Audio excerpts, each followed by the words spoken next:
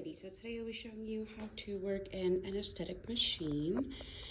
So to start off, we have our oxygen tank here. You'll notice that it is green. Oxygen, you typically will know it is oxygen because of the color. Oxygen will always be green. Same with the tubing. You can see we have green tubing back here, but this is an E cylinder. This holds about 700 liters of oxygen in here, and those are our H cylinders that hold 7,000 liters. They do come with tags to show you if they are empty or if they're partially used or what. So this supplies oxygen to our anesthetic machine and our patient. So this and the E cylinder and the H cylinder both are 2200 psi. Doesn't matter that they're different sizes. So moving from the oxygen tank, we go up to the yoke. So the yoke is what actually delivers the oxygen from the tank to the actual anesthetic machine.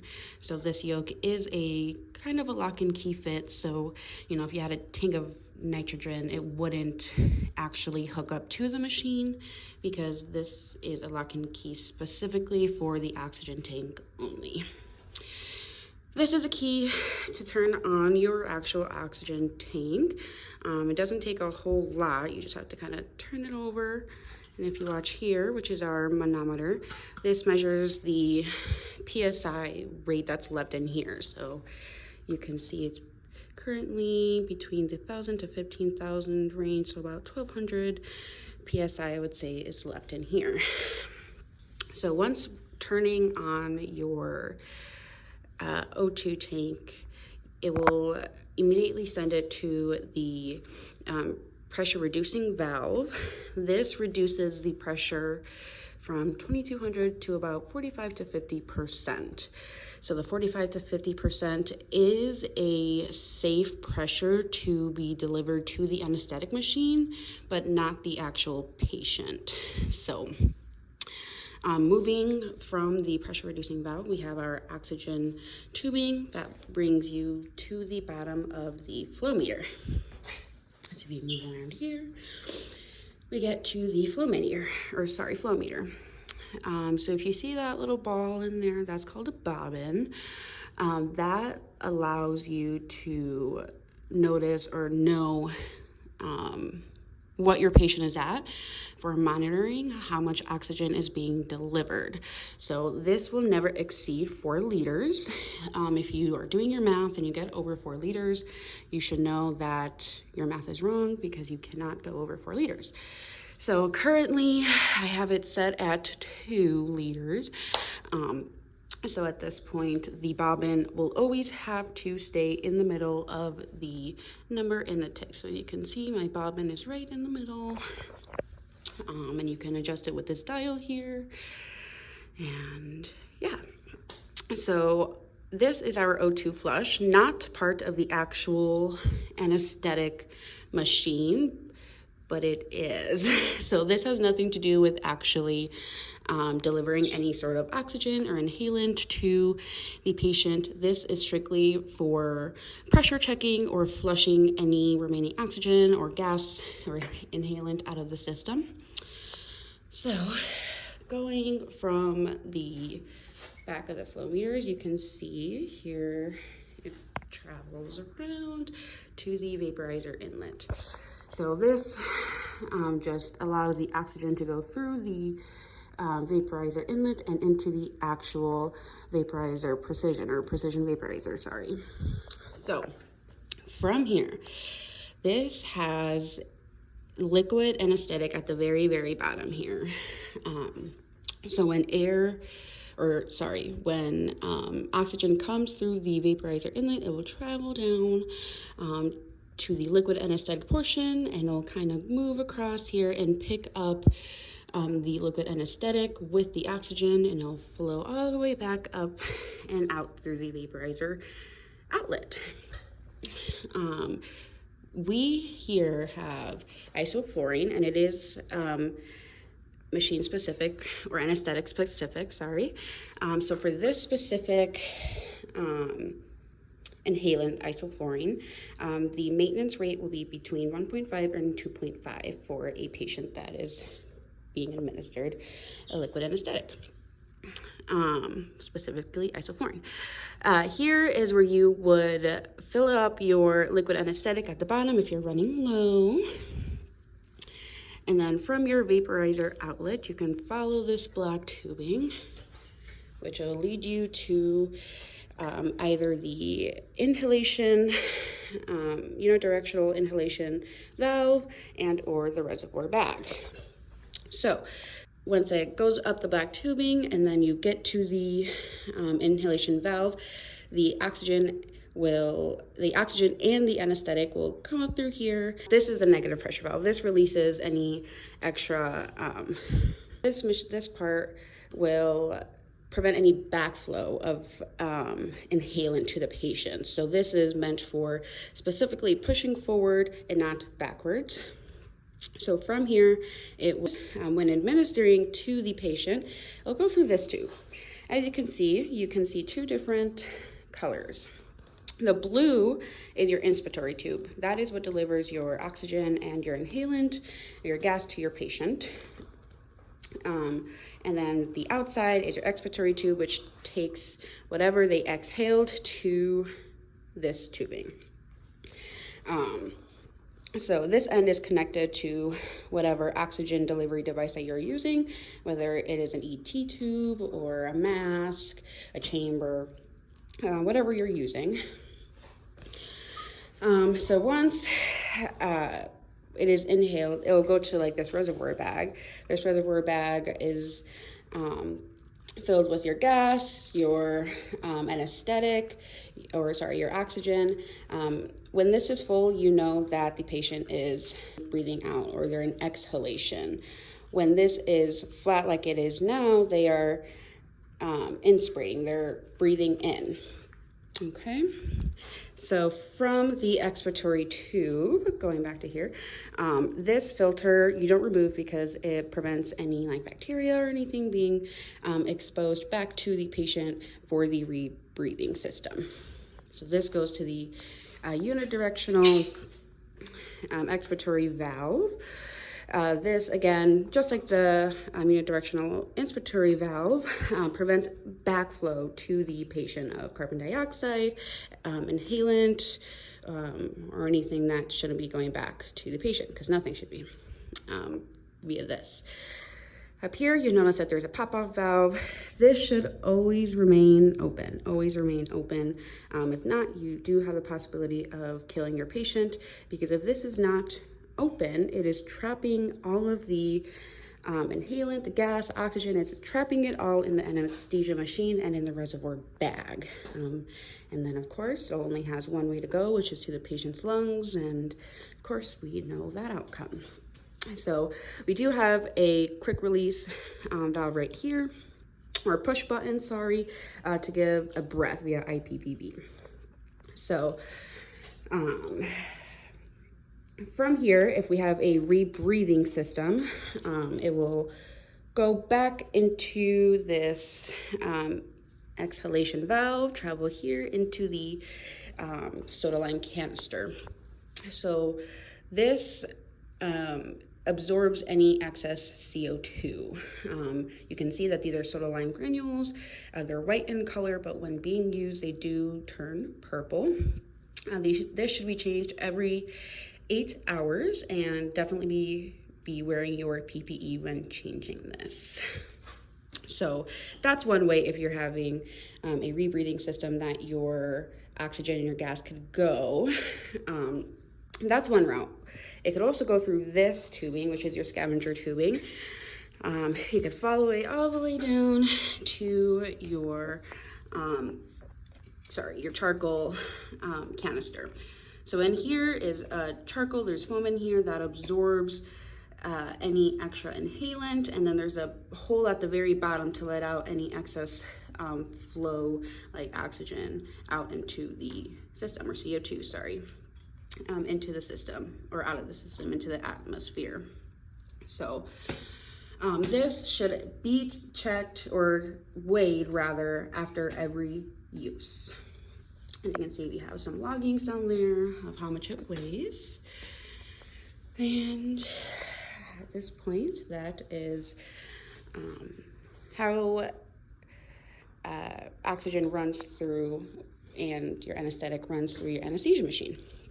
I did not point this out yet, and I'm pointing it out here shortly because we're about to pressure check our machine here. So I currently have the rebreathing set up, and I will deassemble it really quickly so I can show you how to set it up. And I do also have my non-rebreathing tubing here as well, so that I can also show you how to set that up. So we'll take this on. All right.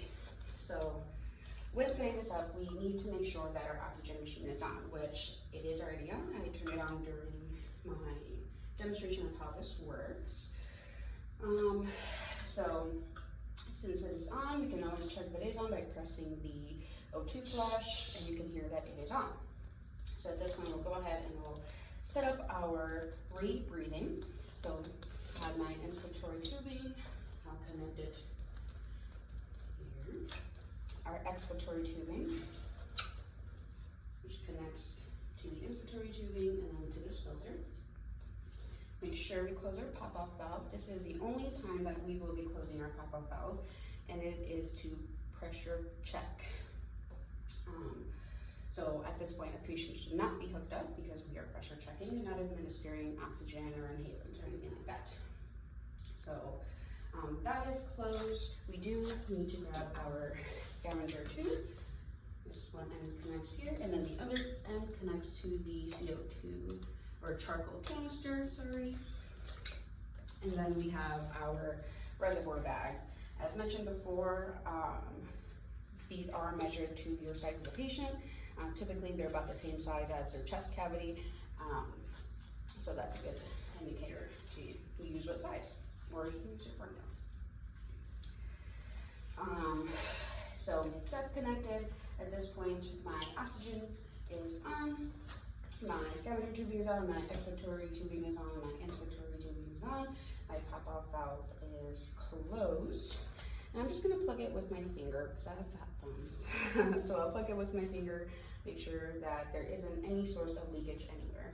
If there is a source of leakage anywhere, which you'll know by looking at your manometer here, it'll start to go down. This manometer should never ever exceed 20 centimeters of water. So what I will do is I plug it, I'll press my O2 flush valve, watch this expand. Once it seems to be getting full, I'll watch my manometer, making sure it doesn't go over 20.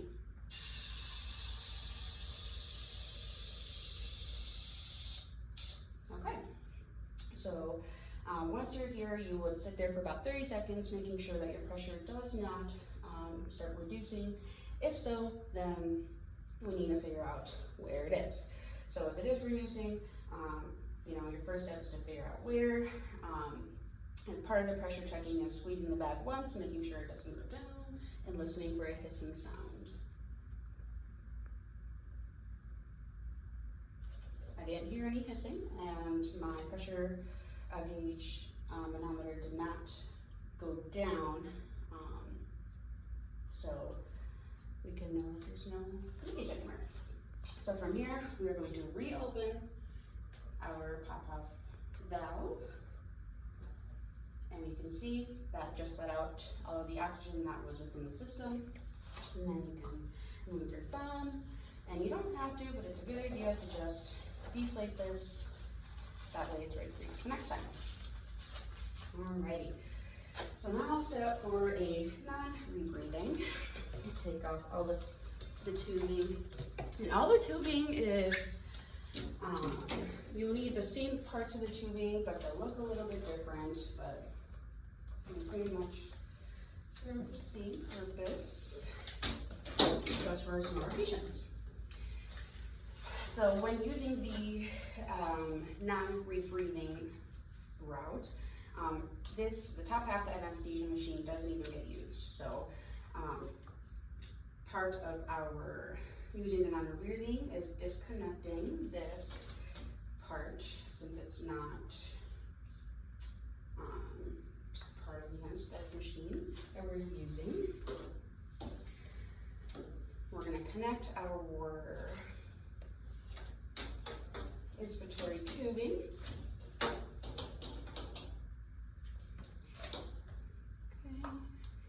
and then we have this tubing, which helps administer the gas, the oxygen, and all that fun stuff. This is our scavenger tube. We do use the blue scavenger tube for our non-rebreathing system, and a pink scavenger tube for our rebreathing system. Any patient that is under 10 kilograms needs to be on the non-rebreathing system. So one end goes here, and this is a pop-off valve. It's a little bit different than ours up here, but again, this top half is not usable, so we can't use it. So this is going to act as our pop-off valve. This is our scavenger tubing that's going to take all of our extra inhalant or our CO2 straight to the canister. And then we'll have our oxygen being delivered through here. We have our reservoir bag. So again, this is going to be holding our oxygen, our inhalant that's going to be administered to the patient. And then just a reminder, when it is flat like this, they are currently inspirating or breathing in, and then when it's full, they are expirating or breathing out. So now that this is set up for a non-rebreathing circuit, our gas machine is still on, and it's pretty much the same thing, but a couple of differences here. So still plug it because we're pressure checking, and as stated before, the top half of the anesthetic machine doesn't work, so that includes your manometer up here. That is not going to work. So in order to pressure check our non-rebreathing circuit, we plug it, we make sure that our pop-off valve is closed, and this one is pretty finicky, so I will try my best to work with it as best that I can to try and make sure that none of it is leaking out. So we still use the O2 flush, and at this point we would only fill it till it is full, since we don't have a gauge to read.